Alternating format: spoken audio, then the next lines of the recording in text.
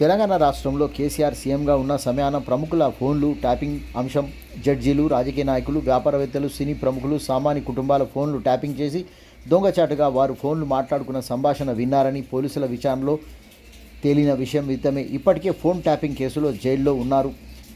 SIB chief Prabhakar Rao ఆరోగ్య విషయమే అమెరికాలో చికిత్స తీసుకుంటున్నట్లు పోలీసులకు చెప్పినట్లుగా తెలుస్తుంది. ఇంకా ఇండియా రాలేనని చికిత్స తీసుకుంటున్నట్లు చెప్పినట్లు వార్తల ద్వారా తెలుస్తుంది.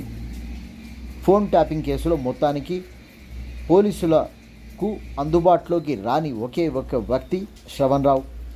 ఇప్పటికే ఆయన ఆచూకీ తెలియలేదని పోలీసులకు తెలిసిన సమాచారం ప్రకారంగా ఆయన జాడ ఇంకా తెలియకుండా వచ్చిందని కోర్టుకు వారు నివేదించారు.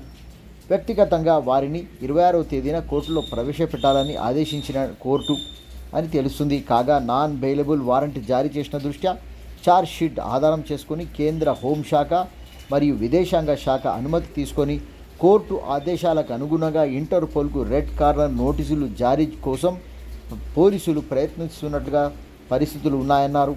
ఎస్ఐబి చీఫ్ ప్రభాకర్ రావు ఇండియాకు వస్తే కానీ ఫోన్ ట్యాపింగ్ వ్యవహారం కేసు ఓ కొలిక్కి వచ్చే అవకాశం ఉందంటున్న న్యాయ నిపుణులు.